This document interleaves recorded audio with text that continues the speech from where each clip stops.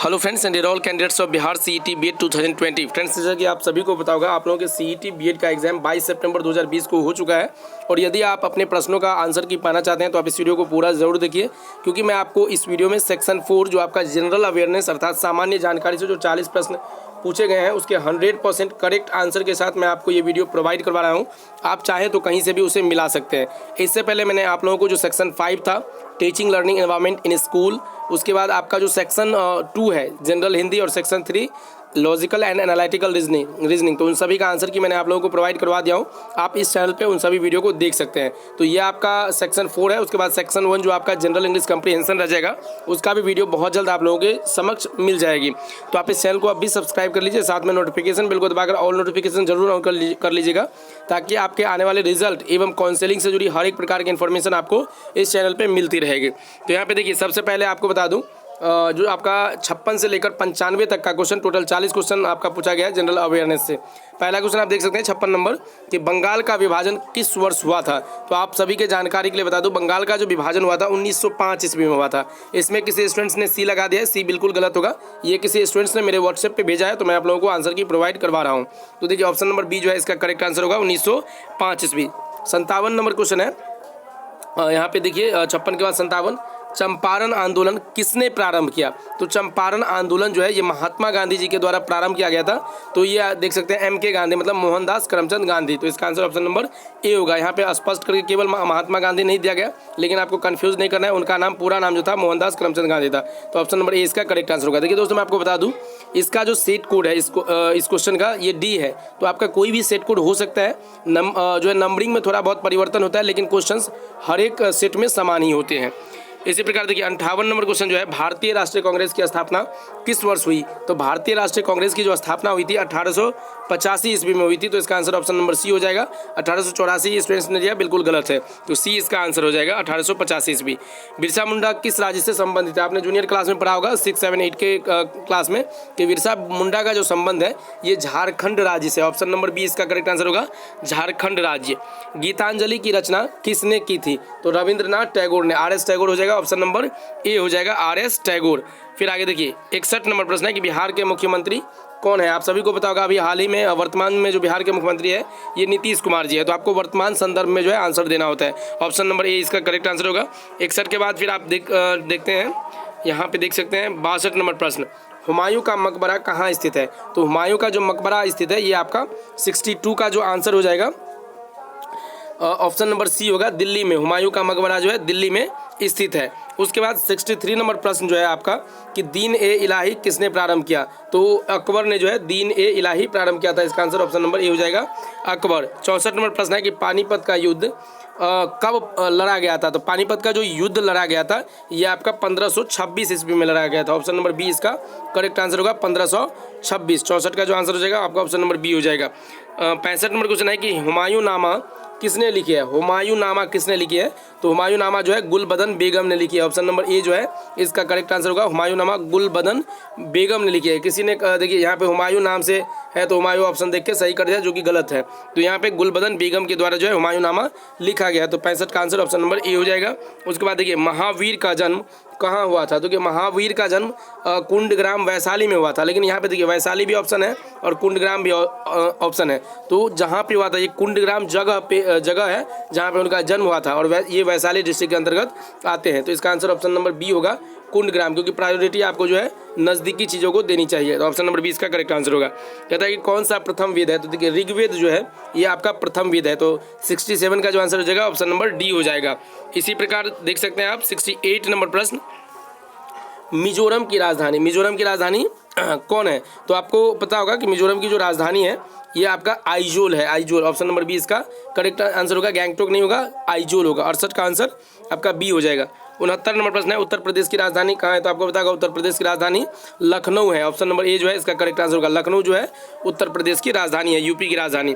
फिर कहता है कि पटना किस नदी के तट पर अवस्थित है। देखिए बहुत ही आसान क्वेश्चन पूछा गया है। तो ये गंगा नदी के तट पर अवस्थित है। पटना जो है ये गंगा नदी के तट पर अवस्थित है। उसके बाद कहता है कि ताजमहल किस शहर में। आप सभी को पता होगा ये बहुत ही जनरल क्वेश्चन है। आगरा में जो है ताजमहल स्थित है। गुलाबी नगर पिंक सिटी आपको पता होगा, जयपुर को कहा जाता है पिंक सिटी। यहाँ पे गुलाबी नगर किसे कहा जाता है, जयपुर। ऑप्शन नंबर सी सही होगा। दिल्ली के मुख्यमंत्री आप सभी को पता होगा, बहुत ही अभी वो चर्चा में रहे थे अभी इलेक्शन के दौरान, अरविंद केजरीवाल जी। तो जो ये जो है दिल्ली के मुख्यमंत्री है अभी, वर्तमान मुख्यमंत्री। उसके बाद 73 के बाद 74 नंबर प्रश्न आप देख सकते हैं यहाँ पे कि पृथ्वी के जैवमंडल में डैश सम्मिलित होता है। तो इसमें आप ऑप्शन देख पा रहे हैं, यहाँ पे है वायुमंडल, जलमंडल, स्थल मंडल। तो पृथ्वी के जैवमंडल में ये तीनों अवस्थित होते हैं, मतलब सम्मिलित होते हैं। तो इसका आंसर डी हो जाएगा, ऑप्शन नंबर डी में सभी ए, बी और सी तीनों। तो यहाँ पे इसका आंसर डी हो जाएगा। 75 नंबर क्वेश्चन है कि पृथ्वी पर किसी स्थान को डैश के सहयोग से दर्शा सकते हैं। तो आपको पता होगा, आपने ज्योग्राफी में पढ़ा होगा कि पृथ्वी पर किसी स्थान को अक्षांश एवं देशांतर के सहयोग से दर्शाया जाता है या दर्शा सकते हैं। तो इसका ऑप्शन नंबर सी होगा, दोनों ए और बी। फिर बिहार की राजधानी आप सभी को पता होगा, ये कॉमन चीज़ है, बिहार की राजधानी पटना है। अगर आप बिहार से रहते हैं ये नहीं पता है तो बहुत ही शर्म की बात है। तो ऑप्शन नंबर सी इसका करेक्ट आंसर हो जाएगा। 77 नंबर प्रश्न है कि बिहार का राज्यपाल कौन है। देखिए ये अभी आपका नया जो आया है राज्यपाल, ये फागू चौहान जी है। ऑप्शन नंबर बी जो है इसका करेक्ट आंसर होगा कि बिहार के राज्यपाल कौन है। तो वर्तमान में फागू चौहान जो है बिहार के राज्यपाल है। डॉक्टर BR अम्बेडकर का जन्म किस राज्य में हुआ था। तो देखिए डॉक्टर BR अम्बेडकर का जो जन्म हुआ था आप सभी को पता होगा मध्य प्रदेश में हुआ था। मध्य प्रदेश का शायद कोई ऐसा नाम है, महुगुना या कुछ ऐसे ही है। तो ये मध्य प्रदेश में उनका जन्म हुआ था। उसके बाद 78 के बाद देखते हैं 79 नंबर प्रश्न, कोसी नदी किस राज्य में। कोसी नदी जो है ये किस राज्य में है। आपको पता होगा बिहार का शोक कोसी नदी को कहा जाता है। तो बिहार में ये अवस्थित है। ऑप्शन नंबर डी इसका करेक्ट आंसर होगा। नेपाल की राजधानी काठमांडू है। ऑप्शन नंबर ए इसका करेक्ट आंसर होगा। फिर कंप्यूटर का जनक किसे कहा जाता है। तो चार्ल्स बेबेज को कंप्यूटर का जनक कहा जाता है। Charles Babbage is the father of the computer. इसका आंसर ऑप्शन नंबर डी हो जाएगा, चार्ल्स बेबेज। फिर यहाँ पे भारत में अगर रुपया होता है, भारत का जो करेंसी है रुपया है, और बांग्लादेश का क्या है। तो बांग्लादेश का टाका है। बांग्लादेश की राजधानी ढाका है, तो वहाँ का जो करेंसी है वो टका है, टका। ऑप्शन नंबर बी इसका करेक्ट आंसर हो जाएगा। कहते हैं मायोपिया अगर आंख से संबंधित है, मायोपिया जो है आंख से संबंधित है, ये दृष्टि दोष इसमें कहा जाता है। मायोपिया को कहा जाता है निकट दृष्टि दोष।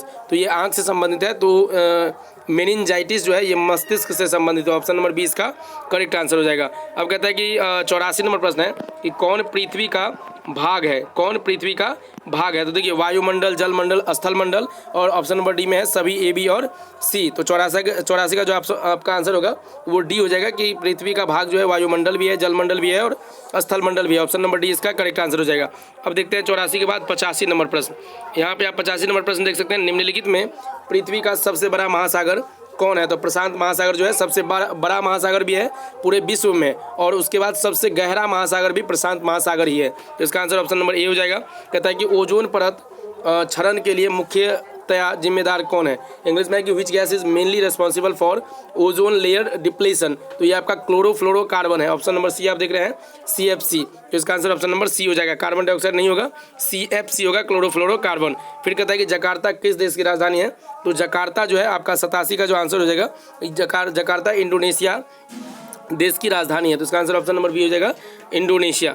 88 नंबर प्रश्न है, भारत के पश्चिम में कौन सा समुद्र स्थित है। तो भारत के पश्चिम में जो है ये आपका अरब सागर ही होगा। 88 का आंसर जो हो जाएगा ऑप्शन नंबर ए, भारत के पश्चिम में अरब सागर स्थित है। 89 नंबर प्रश्न है कि भारत का वर्तमान रक्षा मंत्री, आप सभी को पता होगा राजनाथ सिंह जो है अभी वर्तमान में जो है भारत के रक्षा मंत्री। ऑप्शन नंबर ए इसका करेक्ट आंसर हो जाएगा। उसके बाद देख सकते हैं 90 नंबर प्रश्न है कि RTE एक्ट जो आपका राइट टू एजुकेशन का एक्ट है 2009 किस वर्ष में लागू हुआ। तो 2009 RTE एक्ट जो है ये 2010 में लागू हुआ था। ऑप्शन नंबर बी इसका करेक्ट आंसर होगा, ये 2010 इसका करेक्ट आंसर होगा। फिर 90 के बाद आप 91 नंबर प्रश्न देख सकते हैं, पंडित दीनदयाल उपाध्याय किस राजनैतिक दल से थे। तो ये जनसंघ से थे। ऑप्शन नंबर बी इसका करेक्ट आंसर होगा, जनसंघ। फिर 92 नंबर प्रश्न है, अग्नि की उड़ान नामक पुस्तक के लेखक कौन है। तो APJ अब्दुल कलाम जी है, जिसको मिसाइल मैन के नाम से जाना जाता है।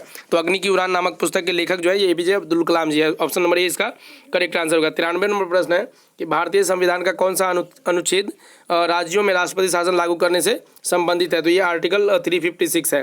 ऑप्शन नंबर बी इसका करेक्ट आंसर हो जाएगा, 356। फिर भारत के राष्ट्रपति कौन है, आप सभी को ये सभी जानकारी होना चाहिए। वैसे इस बार की जो GK GS से क्वेश्चन है, जो जनरल अवेयरनेस से बहुत ही ईजी पूछी गई है। पिछले वर्ष इससे बहुत ही हाई लेवल क्वेश्चन थे। तो यहाँ पे भारत के राष्ट्रपति अभी रामनाथ कोविंद जी है वर्तमान संदर्भ में। इसका आंसर ऑप्शन नंबर बी हो जाएगा। और लास्ट में जो है आपका कौन सा उपकरण जो है भूकंप मापने के लिए जो है उपयोग किया जाता है, मापन के लिए उपयोग होता है। तो ये आपका सिस्मोग्राफ है, बैरोमीटर नहीं। बैरोमीटर जो है वायुमंडल की जो है तीव्रता मापने के लिए होती है। तो इसमें हो जाएगा ए, सिस्मोग्राफ के द्वारा जो है भूकंप की तीव्रता या भूकंप मापी जाती है। इसका आंसर ऑप्शन नंबर ए हो जाएगा। तो ये सभी प्रश्न जो है आपका जनरल अवेयरनेस से पूछा गया है। तो आप जो है अगर अपने रिजल्ट से जुड़ी इन्फॉर्मेशन अप टू डेट पाना चाहते हैं तो आप इस चैनल को जरूर सब्सक्राइब कर लीजिएगा, साथ में नोटिफिकेशन बेल को दबाकर जरूर रखिएगा। मिलते हैं नए वीडियो में जो आपका सेक्शन 1 रह गया है जनरल इंग्लिश कम्प्रीहेंशन, उसके आंसर के साथ। तब तक लेते हैं अलविदा। जय हिंद, जय Bharat. Thank you so much.